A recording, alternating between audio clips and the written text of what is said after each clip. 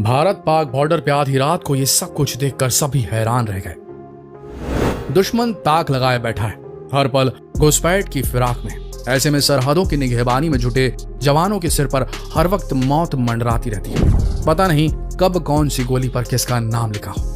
लेकिन दोस्तों, बॉर्डर पर खतरा सिर्फ जवानों के लिए नहीं बल्कि उन करोड़ों युवाओं के लिए भी है जिन पर देश का भविष्य टिका है।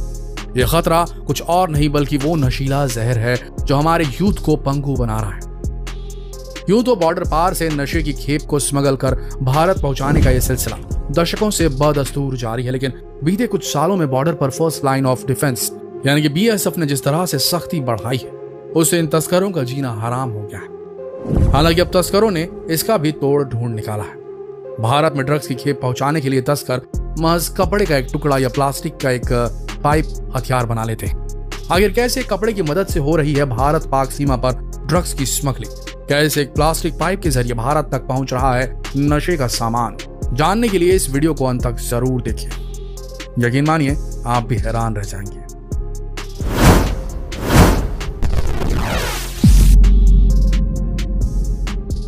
दोस्तों, कटीले तारों के बीच प्लास्टिक पाइप से तस्करी के तरीकों का जब बीएसएफ ने माकूल जवाब देना शुरू कर दिया तो बॉर्डर पार के तस्करों ने फिर एक बार एक ब्रांड न्यू चाल चल दी।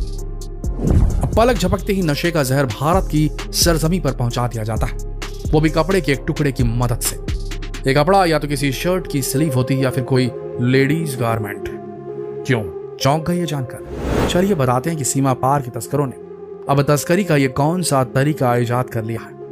दरअसल ये तस्कर किसी शर्ट की स्लीव लेते हैं, उसमें एक तरफ से एक गांठ बांध दी जाती है और फिर उसमें हेरोइन और कोकीन जैसे ड्रग्स के पैकेट भर दिए जाते हैं। फिर स्लीव के एक छोर को पकड़कर हाथों में घुमाया जाता है जिससे उसमें एलिवेशन आ जाए और फिर इसे बॉर्डर की फेंस के ऊपर से उछाल दिया जाता है। ऐसा करने से कपड़े में बंधा नशे का सामान फेंसिंग को पार करते हुए काफी दूर आकर गिरता है। यही काम ये तस्कर लेडीज सलवार के टुकड़े से भी करते हैं।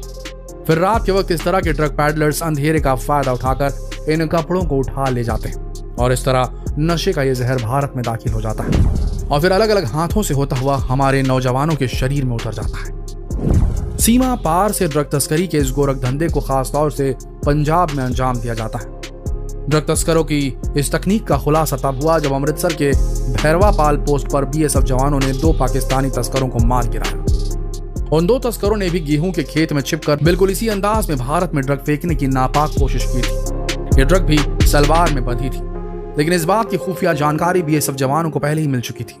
बीएसएफ के वीर सिपाही पूरे 5 घंटों से बॉर्डर के इस इलाके में मुस्तैद थे। कुछ देर बाद सरहद पर उन्हें कुछ मूवमेंट दिखी।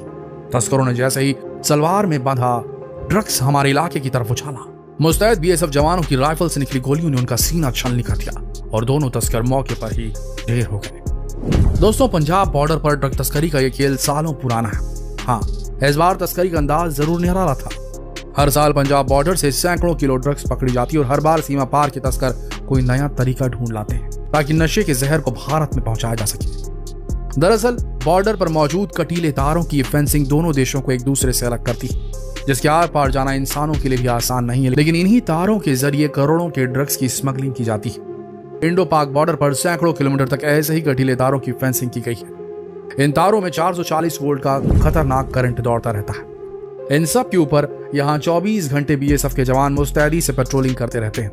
बावजूद इसके नशे का जहर भारत में स्मगल करके पहुंचा दिया जाता है। खतरनाक हथियारों की खेप भारत की तरफ पहुंचा दी जाती है।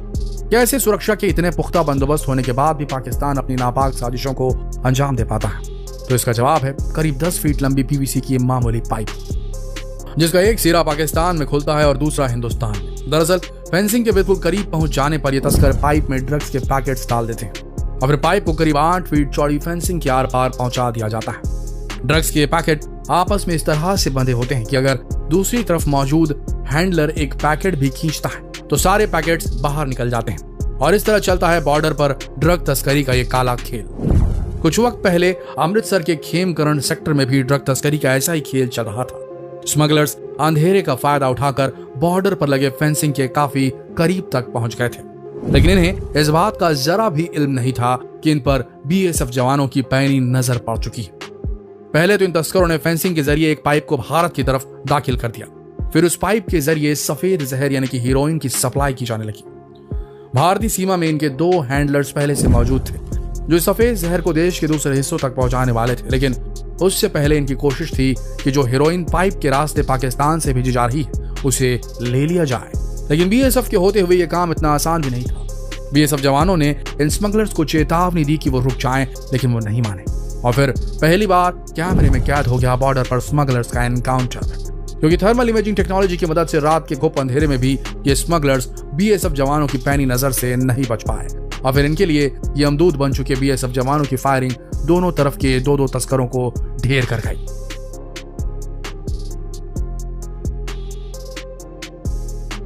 दोस्तों, ड्रग्स के इस गोरख धंधे में अकूत पैसा है। यही वजह है कि कई बार घर का भेदी भी बॉर्डर पर ड्रग वाली साजिश का हिस्सेदार बन जाता है। कुछ वक्त पहले पंजाब की मोहाली पुलिस ने ड्रग तस्करी की एक ऐसी हाईटेक स्मगलिंग का खुलासा किया था जिसकी भनक बीएसएफ तक को नहीं लग पाई थी, क्योंकि इस डील की प्लानिंग व्हाट्सएप पर हुई थी और डील की लोकेशन गूगल मैप पर फिक्स की गई। पाकिस्तान की तरफ से हिंदुस्तान में नार्को टेरर के इस हाईटेक प्लान में बीएसएफ के एक कांस्टेबल अनिल कुमार को मोहरा बनाया गया, जिसने चंद रुपयों की लालच में भारत माता से गद्दारी का रास्ता चुन लिया। लाहौर का बड़ा तस्कर इम्तियाज, उसने अनिल पर ऐसा जाल फेंका कि वो अपनी ड्यूटी भूलकर पाकिस्तान के लिए काम करने लगा। वो बॉर्डर पर सीमा पार के तस्करों का सबसे बड़ा मददगार बन गया और अपने साथी जवानों के लिए खतरे का सबब। एक शादी में अनिल लाहौरी तस्कर इम्तियाज के गुर्गे से मिला और फिर उनके ट्रैप में फंस गया। इम्तियाज ने सबसे पहले उसके पास एक पाकिस्तानी सिम कार्ड भिजवाया, फिर लाहौर में बैठकर उससे गूगल मैप पर उसकी लोकेशन पूछता था। अनिल अपनी लोकेशन की स्क्रीनशॉट लेता था और फिर उसे व्हाट्सएप के जरिए इम्तियाज तक पहुंचा देता था।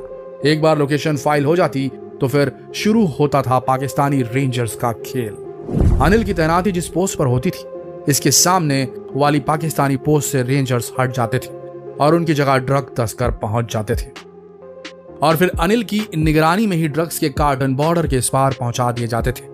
हालांकि ये खेल ज्यादा दिनों तक चल नहीं पाया और अनिल पंजाब पुलिस के हत्थे चढ़कर सीधे जेल पहुंच गया। अनिल की गद्दारी की वजह से बीएसएफ के उसके साथियों पर भी हर वक्त जान का खतरा मंडराता रहता था। यानी कहें कि भारत पाकिस्तान के बीच 3223 किलोमीटर लंबे बॉर्डर पर तैनात हमारे वीर जवान हर वक्त अंगारों पर चलते हैं। उनके सिर पर हर वक्त मौत मंडराती है, तो शायद गलत नहीं होगा ये कहना। लेकिन भारत माता के आंचल को बेदाग रखने में ये सिपाही अपना सर्वोच्च बलिदान देने से भी नहीं चूकते। दोस्तों, आपका क्या मानना है इस बारे में? हमें कमेंट करके जरूर बताइएगा। साथ ही बीएसएफ जवानों के शौर्य से भरे इस वीडियो को ज्यादा से ज्यादा शेयर करें फेसबुक पर, व्हाट्सएप पर, यूट्यूब पर, ताकि लोगों तक इनकी शौर्य पहुंच सके। मिलते हैं एक और दिलचस्प रोमांचक वीडियो में, तब तक के लिए आप सबका इस वीडियो के अंत तक बने रहने के लिए दिल से धन्यवाद।